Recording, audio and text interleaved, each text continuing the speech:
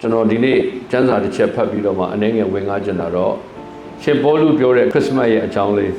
ဘယ်မှာတွေ့ရလဲဆိုတော့တိတုခန်းကြီး1အငယ်17ကနေပြီးတော့မှ15ကိုကျမ်းစာကိုပါရင်ကျွန်တော်တို့တူတူကြည့်နိုင်ပါတယ်အကြောင်းမူကားမင်္ဂလာရှိသောမျှော်လင့်အရာကို၎င်းကြီးမြတ်သောဘုရားသခင်တည်းဟူသောငါတို့ကိုကယ်တင်တော်မူသောအရှင်သခင်ယေရှုခရစ်၏ဘုန်းတည်တော်ထင်ရှားပေါ်ထွန်းခြင်းကို၎င်းငါတို့သည်မျှော်လင့်လျက်ဖျားမဲ့တရားမဲ့နေခြင်းလောကီတက်မဲ့ခြင်းကိုပယ်ရှားလက်ယခုဘဝ၌အိန္ဒြေဆောင်ခြင်း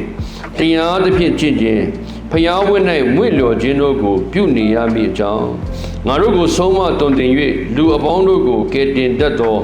ဘုရားသခင်၏ကျေးဇူးတော်သည်ထင်ရှားပေါ်ထွန်းလျက်ရှိ၏ထိုသခင်ယေရှုခရစ်သည်ခတ်သိမ်းသောဒုစရိုက်မှငါတို့ကိုရွေးနှုတ်ခြင်းက၎င်းကောင်းသောအကျင့်ဘက်၌စိတ်အားကြီး၍ပိုင်ထိုက်တော်မူသောအမျိုးကိုမိမိအဖို့စင်ကြယ်စေခြင်းက၎င်းကိုစွန့်ကြဲတော်မူပြီးဤတရားစကားကိုဟောပြောခြင်းတိုက်တွန်းသွေးဆောင်ခြင်းဆုံးမပြစ်တင်ခြင်းတို့ကိုခတ်သိမ်းသောအာဏာနှင့်တကွပြုလောအဘယ်သူမျှမထီမဲ့မြေမပြုစေနှင့်နှုတ်ကပတ်တော်အပြင်ဖြတ်ရှင်ကောင်းကြီးပေးပါစေရှင်ပေါလုကဒီခရစ်မတ်အချိန်ခါမှာကျွန်တော်တို့အတွက်ခွန်အားယူဖို့ရန်အတွက်ခရစ်တော်ရဲ့ကြွလာခြင်းသခင်ယေရှုခရစ်တော်ရဲ့လူစားတိခံခြင်းနဲ့ထိုသခင်ယေရှုခရစ်တော်ရဲ့ပြုခဲ့တဲ့အမှုအရာတွေကိုကျွန်တော်တို့အမှုတော်ဆောင်တဲ့အနေနဲ့ဘယ်လိုဆောင်ရွက်သင့်တယ်လဲဆိုတာကိုလမ်းပြတဲ့တိုးတင်ထားတဲ့အပိုင်းဖြစ်ပါတယ်ပမာလိုပဲပြောမယ်ဆိုတော့ပမာလိုမှာတော့ဘယ်အဆလဲဆိုအငယ်7မှာမင်္ဂလာရှိသောမျှော်လင့်ရာကို၎င်းဆိုတော့ကျွန်တော်ဒီခရစ်မတ်အတွက်ပေါ့ဒီမှာဒီကျမ်းစာကိုဖတ်တဲ့အခါမှာဆိုတော့ခရစ်မတ်ရဲ့အဓိပ္ပာယ်ကပါလဲခရစ်တော်ရဲ့ကြွလာခြင်းကပါလဲဆိုတော့ဒီနေ့ကဘာသူကဘာသားအားလုံးအတွက်မင်္ဂလာရှိသောမျှော်လင့်ချက်ကိုပေးဖို့ဖြစ်တယ် Blessed hope တော့ခရစ်မတ်ဆိုတာကဘာသူကဘာသားအားလုံးအတွက်မင်္ဂလာရှိသောမျှော်လင့်ခြင်းဖြစ်ပါတယ်ဆိုတော့အဲ့ဒီမင်္ဂလာရှိသောမျှော်လင့်ခြင်းကဘယ်လိုမျှော်လင့်ခြင်းလဲဆိုတာကိုဆက်ပြီးတော့ရှင်းပြထားတဲ့အခါမှာဆိုတော့နံပါတ်1ကတော့ငါတို့ကိုကယ်တင်တော်မူသောအရှင်သခင်ယေရှုခရစ်ရဲ့ saving hope ကယ်တင်တော်မျှော်လင့်ခြင်းဖြစ်တယ်အာမင်ခုနမင်္ဂလာရှိတဲ့မျှော်လင့်ခြင်းလို့ဘာလို့ခေါ်လဲကယ်တင်ခြင်းနဲ့ဆိုင်တဲ့မျှော်လင့်ခြင်းလို့ဘာလို့ခေါ်လဲဆိုရင်တော့ဒီနေ့ကျွန်တော်တို့ကိုဘုရားသခင်အပ်ပေးထားတဲ့ဧဝံဂေလိတရားဟာ The gospel is salvation for all လူတိုင်းအတွက်ကယ်တင်ခြင်းဖြစ်တယ်အာမင်အဲကြောင့်ဧဝံဂေလိတရားကိုဟောတဲ့နေရာတိုင်းမှာကယ်တင်ခြင်းခံစားရတယ်ဧဝံဂေလိတရားကိုဟောတဲ့အသင်းတော်တိုင်းကတိုးပွားလည်းရှိတယ်ဧဝံဂေလိတရားကိုဟောတဲ့အမှုတော်ဆောင်တိုင်းကရှင်သန်လည်းရှိတယ်ဘာဖြစ်လို့လဲဧဝံဂေလိတရားကိုဟောတဲ့နေရာမှာလူတွေကယ်တင်ခြင်းရတယ်လူတွေကယ်တင်ခြင်းရဖို့ရတဲ့တခုတည်းသောတည်င်းစကားမင်္ဂလာရှိတဲ့တည်င်းကောင်းကဧဝံဂေလိတရားဖြစ်တယ်။ဒါကြောင့်ကျွန်တော်တို့ကဧဝံဂေလိအသင်းတော်လို့ခေါ်တယ်။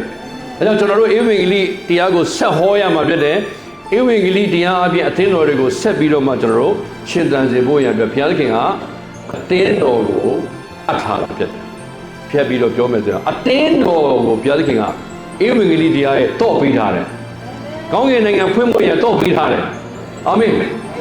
အစိုးရအဖွဲ့ကိုမပေးဘူးစီးပွားရေးသမားတွေကိုပေးတာမဟုတ်ဘူးအသင်းတော်ကိုပေးထားတာဒါကြောင့်အဲ့ဒီအသင်းတော်ထဲမှာတင်းအောင်လုပ်တဲ့လူတွေကတော့ဂိုင်တဲ့လူတွေဖြစ်တယ်အဲ့ဒီတော့ရပါတယ်ဧဝံဂေလိတရားဖြစ်တယ်အာမင်ဒါကြောင့်ကျွန်တော်တို့ဘယ်လိုအခြေအနေဖြစ်ဖြစ်ဧဝံဂေလိတရားဆက်ဟောရမှာဖြစ်တယ် saving hope ဧဝံဂေလိတရားလူသားတိုင်းကိုကယ်တင်တဲ့တရားဖြစ်တယ်နောက်ဒီမှာကျတော့နောက်ဆက်ပြီးပြောတာဘာပြောလဲဆိုတော့ glorious hope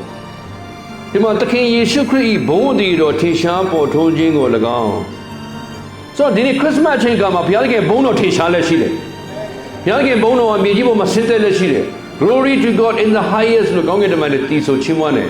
ဒီနေ့လည်းကျွန်တော်ခရစ်စမတ်အချိန်ကရောက်တဲ့ခါတိုင်းမှာဘုရားသခင်ဘုန်းတော်ထင်ရှားလက်ရှိတယ်ဘုရားသခင်ဘုန်းတော်ထဲမှာအတိကထင်ရှားစေတဲ့အရာကဘာလဲဆိုတော့ခုနကပြောသွားတယ်ဘုရားသခင်ဒီချက်ချင်းမြတ်တာဖြစ်တယ်အလောက်ထိချစ်တယ်အသက်ဆုံးသည့်တိုင်အောင်ချစ်တယ်အဲ့ဒီဘုန်းတော်ကိုကျွန်တော်တို့ကြားပြောရတဲ့ခွင့်ကိုရတယ်။ဒါကြောင့်မို့ယေရှုခရစ်တော်ရဲ့ဧဝံဂေလိတရားကိုဟောတဲ့အခါတိုင်းမှာဘုရားသခင်ဘုန်းတော်ထင်ရှားတယ်။လူတွေကဘုရားသခင်နဲ့ထိတွေ့ခွင့်ကိုရတယ်။ပြီးတော့မှထာဝရဘုန်းအသေးတော်ကို မျော်လင့်ရတဲ့အခွင့်ကိုရတယ်ယေရှုကိုယုံကြည်တဲ့လူကထာဝရသက်ကိုရတယ်ဘယ်လိုအခြေအနေမှာပဲဖြစ်ဖြစ်မျော်လင့်ခြင်းမဲ့တဲ့လူတွေအတွက်မျော်လင့်ခြင်းဟာယေရှုခရစ်ရဲ့ဧဝံဂေလိတရားကြောင့်ဖြစ်တယ် glorious hope နောက်ပြီးတော့သူဘာဆက်ပြောလဲဆိုရင်တော့ဒီနေရာမှာပေါ့နော် gospel ရဲ့အဓိကအချက်ကဒါလေးတော့ပြောပြစီကျမ်းစာဥပ္ပါရင်လည်းကြည့်ပေးနော်တခါလေကျွန်တော်ကျမ်းစာဖတ်ပြီးမှကျွန်တော်တို့မတွေ့ဘူးဒီနေရာမှာကျွန်တော်တို့ဟောတဲ့ယေရှုခရစ်တော်ကဘာတူလဲဆိုတဲ့အချက်ကိုဖော်ပြထားတယ်ကျွန်တော်ဟောတဲ့ဧဝံဂေလိတရားဘယ်လိုတရားလဲဆိုတာဖော်ပြထားတယ်ဘယ်လိုဖော်ပြထားလဲဆိုတော့ကျွန်တော်ပြန်ဖတ်မယ်နော်ကြီးမြတ်သောဘုရားခင်ဒီဟုသောငါတို့ကိုကယ်တင်တော်မူသောအရှင်သခင်ယေရှုခရစ်ကျွန်တော်နောက်ကလိုက်ဆိုပြပါကြီးမြတ်သောဘုရားခင်ဒီဟုသောငါတို့ကိုကယ်တင်တော်မူသောအရှင်သခင်ယေရှုခရစ်အာမင်ကျမ်းစာထဲမှာယေရှုကဘုရားဖြစ်တယ်ဆိုတာပါလားလို့မေးတဲ့အခါမှာကျွန်တော်မဖြေတတ်တဲ့လူတွေရှိတယ်ဒီတိတုမှာကျွန်တော်ပါလာတွေ့လဲဆိုရင်တော့ခရစ်စမတ်ရဲ့အနှစ်သာရတစ်ခုကိုတွေ့တယ်ခရစ်စမတ်ရဲ့အနှစ်သာရပါလဲဆိုရင်တော့ဘုရားကလူစားတိခံတယ်ခရစ်စတိုလိုဂျီကနည်းနည်းခက်တယ်ဒါပေမဲ့ခရစ်စတိုလိုဂျီကိုတင်ပြီးတော့မှပေါက်သွားတဲ့လူတွေရှိတယ်ခောက်သွားတဲ့လူတွေရှိတယ်ယေရှုနဲ့ခရစ်တော်ခွဲလိုက်တဲ့လူတွေရှိတယ်ဒါ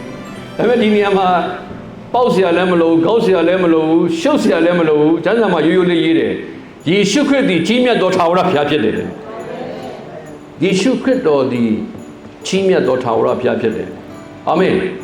ယေရှုသည်ခရစ်တော်ဖြစ်တယ်လို့ယုံကြည်တဲ့လူကဘုရားသခင်ဖြစ်ပွားစေတဲ့လူဖြစ်တယ်ကျမ်းစာထဲမှာကျမ်းချက်တွေအများကြီးပဲမဲ့ဒီကျမ်းချက်ကအမတန်မှလှတယ်ဒီနေ့ဘုရားသခင်ကလူစားတိခံတယ်ကြီးမြတ်သောဘုရားသခင်ကလူဖြစ်ကိုကြွလာပြီးတော့မှကျွန်တော်တို့ကိုကယ်တင်သောမျှော်လင့်ခြင်းပေးတယ်ဘုန်းအတည်နဲ့ဆိုင်တဲ့မျှော်လင့်ခြင်းကိုပေးတယ်အသက်ရှင်တဲ့ဆိုင်တဲ့မျှော်လင့်ခြင်းကိုပေးတယ်ကျွန်တော်တို့တန့်ရှင်းစွာအသက်ရှင်ဖို့ရန်အတွက်မျှော်လင့်ခြင်းကိုပေးတယ်ခတ်သိမ်းသောဒုစရိုက်ကနေလွတ်မြောက်ရတယ်ဆိုတဲ့မျှော်လင့်ချက်ကိုပေးတယ်အဲ့ဒီမျှော်လင့်ချက်တွေကိုကျွန်တော်တို့ရရှိဖို့ရန်အတွက်ယေရှုက sacrifice သူကိုယ်သူဆုံးခဲ့တယ်အဲ့ဒီယေရှုခရစ်တော်ရဲ့မွေးလာခြင်းအတိခံခြင်းထမြောက်ခြင်းအဲ့ဒီဧဝံဂေလိတရားဟာဒီခရစ်စမတ်ချိန်ခါမှာကျွန်တော်တို့အားလုံးအတွက်မင်္ဂလာရှိသောမျှော်လင့်ချက်ဖြစ်ပါတယ်။ရောက်တဲ့ချက်ချင်းကောင်းပြီပါ